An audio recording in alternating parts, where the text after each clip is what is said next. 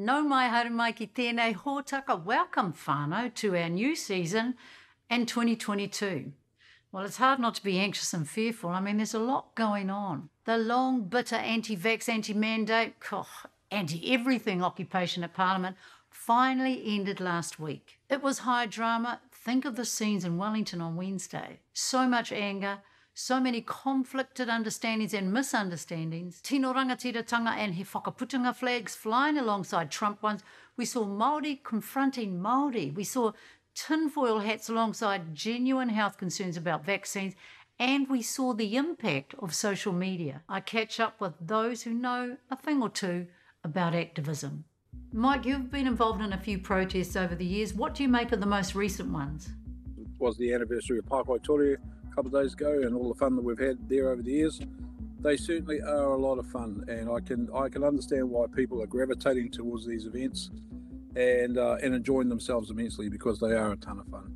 Provided, of course, that they're on some kind of kaupapa that's all good, true and correct, which this particular one isn't, and that they've got good leadership making sure everybody's safe, which this one isn't. But it's a shame, because it's given hikoi and protest and occupation's a bad name, and that shouldn't be the case.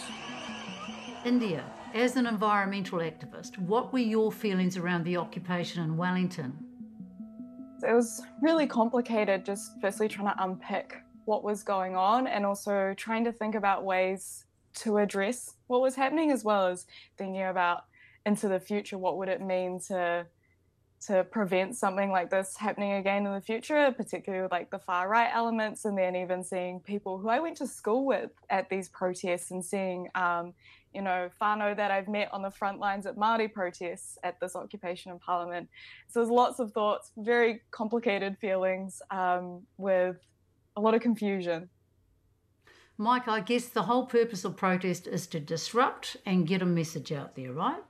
I don't know if the hikoi that I've been on over the years has necessarily been disruptive. We're there to deliver a message, and there's all kinds of ways of doing that, and this is one of them, mobilisation. And it's a good one. They've captured the media attention, for weeks now. But is their message getting through? Potentially not, because the focus of the media has been on the more sensational elements, the violence and all the unsavoury behaviours. Mike, we noticed that the last one standing at the occupation at Parliament were Māori. What do you think explains that? Well, Māori have suffered a lot of dispossession, alienation, historically, and that's intergenerational now. So there's a lot of anger within the Māori communities. There's a lot of frustration tied up with the anxiety around COVID, tied up with the misinformation around COVID and vaccinations and all of that. It's a pretty toxic brew. People are calling for freedom. It's like it's a freedom thing. They want freedom from oppression. But freedom is really an alien concept to us as Māori. We live under tikanga. We're not free to do whatever we want. We're actually bound to do what the responsible thing to do according to tikanga, according to kawa, the way that we do things, according to kaupapa, why we would do things. So we have prescribed lives and things that we must do. And this notion of freedom to do whatever you want, it's a nonsense. You can't wander up onto a marae and do whatever you want. I've asked you for the trespass notice I'm to take asking your you for the friends and fourth leave time our state. to please leave. I'll ask you 4 times. Take your friends and leave. You've got no receipt of purchase. You are a pro-road agent. And Marae has always been open to anyone and everyone, and anyone who knows tikanga Māori knows exactly that they were actually in the wrong. I know that if this was on any other marae, there may have been worse consequences. Those whānau that live on their marae and work on their marae, they were disgusted. And we know for those that are very fortunate and to be brought up on the marae, around the marae, that you just don't do that. Kura, where do Taranaki iwi stand when it comes to protest? We don't have a problem with any protest. We've been experienced with protests for many years, but it was the behaviour of certain individuals and the groups that were actually supporting those certain individuals. And so we chose to make a statement and say, well, please cut it out. Please stop disrespecting our whenua, stop disrespecting our harbour, and stop disrespecting the people who actually live within our tribal takiwa. Tēnā tātou katoa, good evening. The battle for Parliament has erupted. Tame, did you know any protesters at the occupation, and did you get the call up yourself? A very close friend from all around the motu, and they've been calling out, and there's a message there, Tame, where are you? People have this assumption, you know, so I kind of kept quiet, didn't say anything, really, and no puku ahau. Some people were quite abusive. Their response to some of them, whether I'm a kupapa, I'm a sellout, and you know, something gone wrong. What happened to you? You know, have you sold out to go to the government? You know, many of us gone through in the protest, been around a long time, and we just have different opinion about how we do things. Bit skeptical about the way things have been happening about this protest, and because I didn't see it was very much wasn't led by us. We didn't really have a voice in there. There was a big, huge group of Pākehā people that kind of led this whole movement, and some of our people followed that. But when push came to shove, Tame, those Pākehā influences, they were gone. Yeah, I knew that was going to happen. I knew that was going to happen. And I did warn some of those, some of my own whānau that they've been down there, kia tūpato kōtou ki te haere ki reira. I was hot for that, you know, and of their frustration, of their mamai, and you know, and people say they want to go to war, well, there are consequences to that. Social media would have worked for you in terms of mobilising people to the climate crisis. Can you describe the impact of social media on the most recent protests? Yeah, protesting has really changed, or reclamations and land occupations have really changed over time as well, because of that ability to access what's happening on the ground live in the moment outside of traditional media platforms. You also had so many different platforms, and you had platforms that were heavily resourced, that were being utilised by the far right, so had a large major following and could be able to get their messaging out first to a much larger audience to get more traction, before, say, other people who were there trying to bring a different kaupapa could get their messaging out. And so that resourcing of white supremacist platforms then enables white supremacist messaging to get ahead, basically, in places like social media. And so we really have to watch out for the ways in which ideology can be snuck in, because freedom is a nice catchy umbrella, but it can do a lot of hiding of harmful ideologies as well. The standoff was violent on both sides. Just because you can go into a $2 shop and buy a tino rangatiratanga flag, that doesn't mean that you are carrying a rangatiratanga kaupapa. And so once again, how are you going to know? You're going to know by going to the wānanga. And these could be decolonisation wānanga. You know, how do we make sure that we're doing the right thing and that we are not getting sucked into somebody else's movement, which I think is what's happened in Wellington. So we've had 150 years of forced amnesia where we have to forget about who we are, what our languages are, or the places that we stand on. So we're all a little bit confused. So we've got to just get that clutter out of our heads, and then we've got to fill it up with the good stuff. There's certain things we can do there in the way how we conducting ourselves, just about within our marae, with our hapu, or even our own home, in our whānau home, the tikanga and kawa that we lay out there. I'm sure we haven't heard the last of it either. But up next, the Russian invasion of Ukraine. What's it about and how might it end? We're with Helen Clark after the break.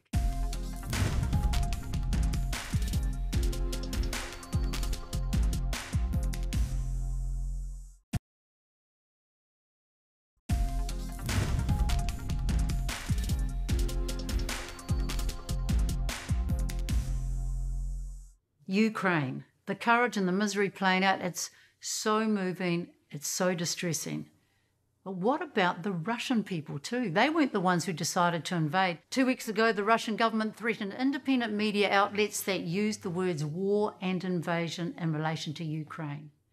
Former Prime Minister Helen Clark has a long experience in international affairs, and is very much across what's happening up there. Мною принято решение о проведении специальной военной операции. Кто от этого пострадает больше всего? Люди. Кто этого не хочет больше всего? Люди. Кто может этого не допустить? Люди.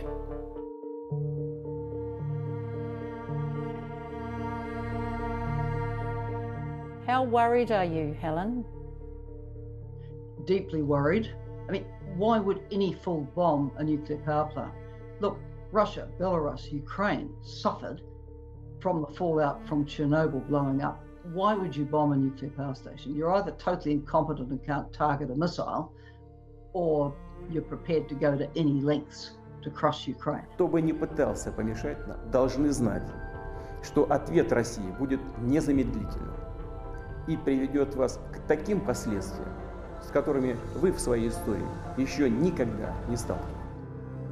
Ukraine is seeing its towns and cities shelled, its people killed, both military and civilians. But of course, for Russia, there's a lot of young soldiers, conscripts, who are never going to come home. So this is a tragedy of huge dimensions. Who would ever have thought that we would see again 1 million people fleeing a country in Europe because there's a war there? And it's no overnight war. In 2014, Putin's invasion of eastern Ukraine and annexation of Crimea received international condemnation, but no repercussions. So why has Putin invaded again, and why now? Just explain in very simple terms why you believe Putin has invaded.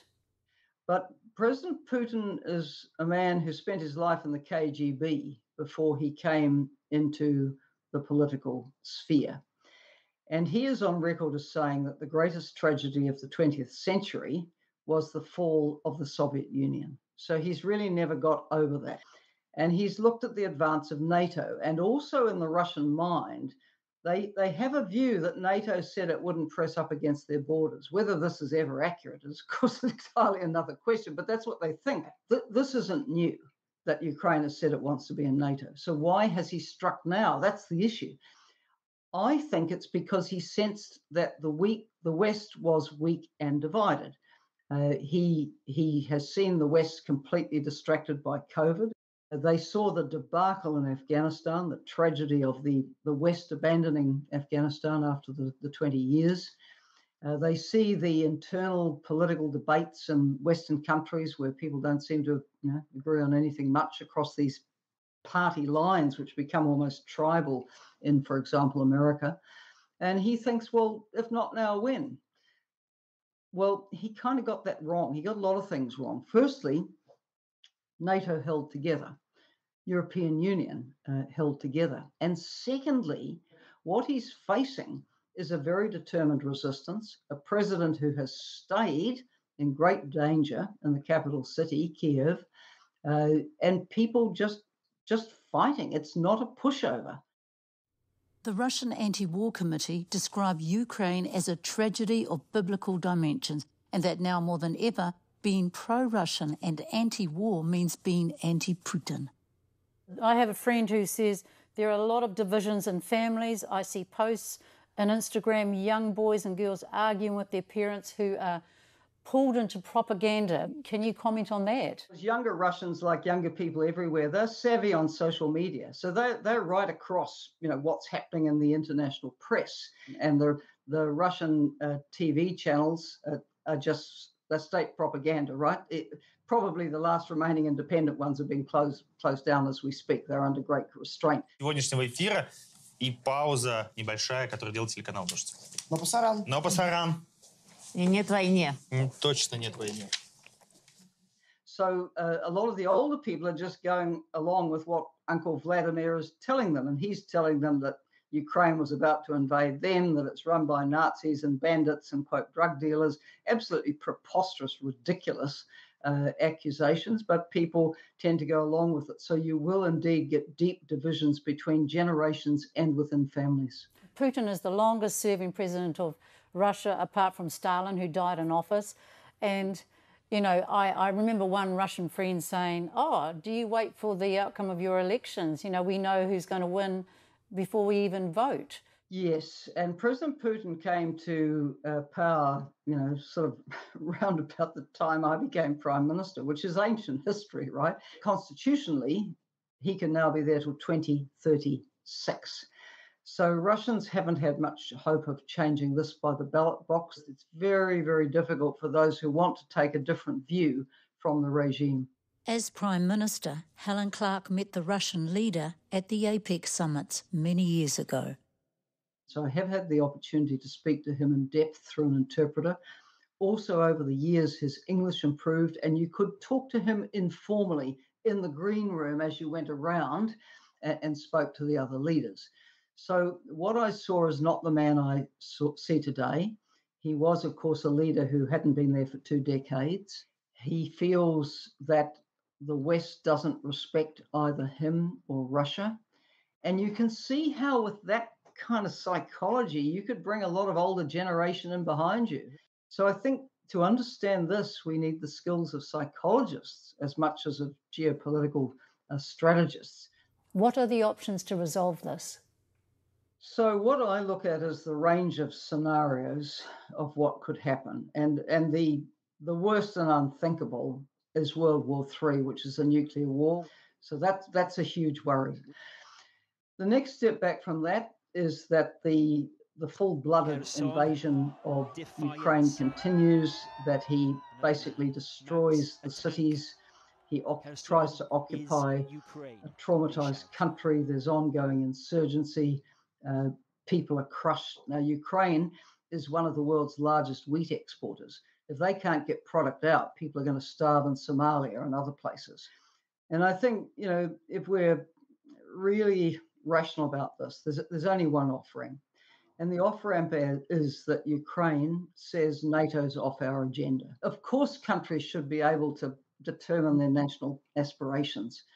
But the reality is if you have a large border with a country like Russia, which is neurotic about the West creeping to its border, you would be better to opt for a status like Finland or Austria, which have never joined NATO because they are classic buffer states. Ukraine came to the General Assembly arguing that Russian aggression is a violation of the UN Charter, as well as a deadly existential threat. There was a vote taken calling on Russia to immediately and unconditionally withdraw from Ukraine. 141 countries voted for that. A number in the 30s abstained. And then there's the Gang of Five, right? The Gang of Five that voted against the resolution. Russia, Belarus, Syria, North Korea, and Eritrea. What do we know about all those countries?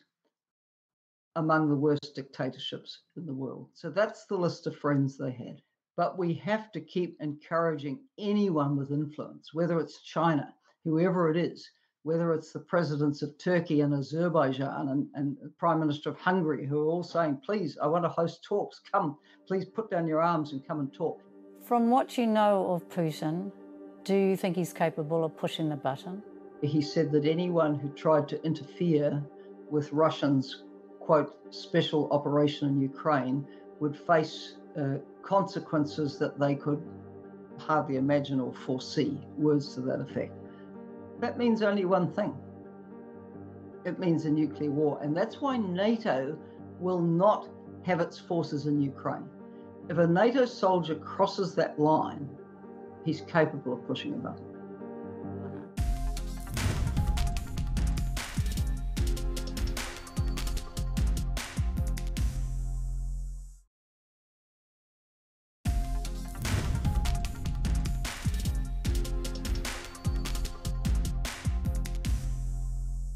Welcome back. Now, current affairs is a challenging business, trying to get it right, trying to make sense of the news and the newsmakers, trying to identify and interrogate the issues that matter. We want to acknowledge the 20-year anniversary of TVNZ's current affairs program Sunday. Cameron Bennett played a big part in that. Now he's with us, story producing here at Te Ao with Moana. When you meet some of these leaders, some of these powerful leaders, and some of them will be kind of frightening to be in the presence of, like a Netanyahu, a general from the Hamas, and I know you've met Donald Trump. How do you engage with them? How do you get into their heads and try and talk with them without running for the hills? Yeah, good question. I've found that you just go in hard. Is it right that they can walk into a crowd of civilians with explosives strapped around their waists and kill women, children? Is that right? No. With an attitude like yours, how can there ever be peace in this land? Only with an attitude like mine. Go and ask the questions and see what the response is going to be. Sometimes it's not overly friendly, but that's why you're there, to put it to them. What was your impression of Donald Trump as the only New Zealand journalist who managed to score an interview with him? Well, you've got to remember, he wasn't president at the time. I was covering 9/11 and post 9/11, and he was at that point a prominent New Yorker and a TV star, and he was the same guy you see on TV, full of it.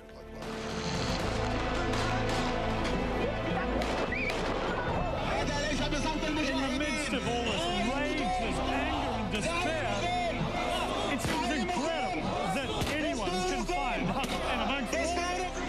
So, Cameron, words like war zone, carnage, bomb site have been used recently to describe the aftermath of the occupation in Parliament.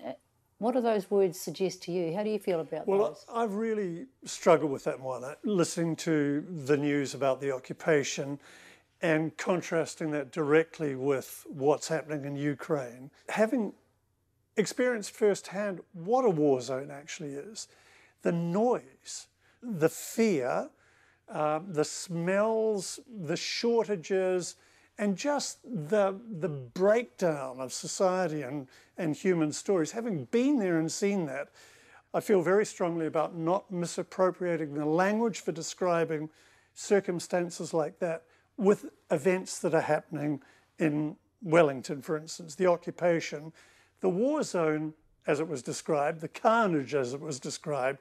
To me, it looked like the after event of the Glastonbury Rock Festival, tents and stuff. That was about the extent of it. Yes, there was anger. Yes, there was distress. Yes, there was violence, but it was nothing like what's unfolding in Ukraine. And I think journalistically, I wonder whether we need to be more careful about the words that we use to describe events which clearly aren't the same on any level. And you kind of need to keep some phrases in reserve for the real thing. What was one of the places that you went to that really got to you, I guess, and why? I think probably the defining one for me was the Bosnian Civil War. We're walking down what's called Sniper Alley. You literally have to run for your life. Where I'd never been in an environment like that before, never been exposed to anything like that, and it was deeply affecting. And even now, actually seeing the images out of the Ukraine, it sort of brings it all back. So what did you see? What happened? What I saw was, I walked away thinking, you know, this is happening in the country of Bosnia, in a city not dissimilar to Auckland in many respects. I was left wondering, you know, we in New Zealand could disintegrate into tribal factions and stuff as well. It was frightening to see just the breakdown of society and the incredible inhumanity of one person to the next and the suffering that people endured there, but also, of course, the resilience, the incredible resilience that people have and the noble gestures that people do in the face of such adversity. What is the role of journalism, do you think, in these times? I think the role of journalism has been what it's always been, really, that it's multi-pronged. There's talking truth to power, but there's also translating just humanity to humanity, just connecting with the human experience to translate with empathy what other people are going through. I think that's very powerful and really important right now. You've been involved with Māori media for the last few years. How have you found that? What have you learnt from that? Well, can I frame it this way? You know, I had many years working at TVNZ great years as a national reporter, as a foreign correspondent, and on the Sunday program as well. In these last years, I've had the real privilege of a whole new career in Te Ao Māori. And I really do count this as a major privilege. I've had the opportunity to work on marae, and now here I am with you on Te Ao with Moana. So as a Pākehā, it's perhaps hard for me to express what that means in privileged terms, to be embraced into the world of Māori and to be respected within it. I count that as something very, very special. Thanks for joining us. Before we go, I'd like to leave you with this. With so much trouble preoccupying our screens, I want to acknowledge and celebrate those doing the mahi off-screen, because behind the COVID scares and the lockdowns, there were and still are so many doing the hard yards. Remember the iwi and community leaders who set up the checkpoints for our safety, teachers who took their skills online, medical professionals and hauora organisations guiding us. I'm thinking of marae, providing kai and shelter for those who need it, and vaccines too. Even gang presidents got on board. All those essential workers too doing the mahi, unsung heroes who continue to exercise aroha and manaakitanga, like the amazing Waipareta Trust who dished out rats tests to me and my daughter last week, effortlessly, gracefully. A big shout out too to those working hard in our emergency departments. Huge challenges still, but let's celebrate everyone who's got our backs. We're excited to be back. See you next week. Pō Marihe.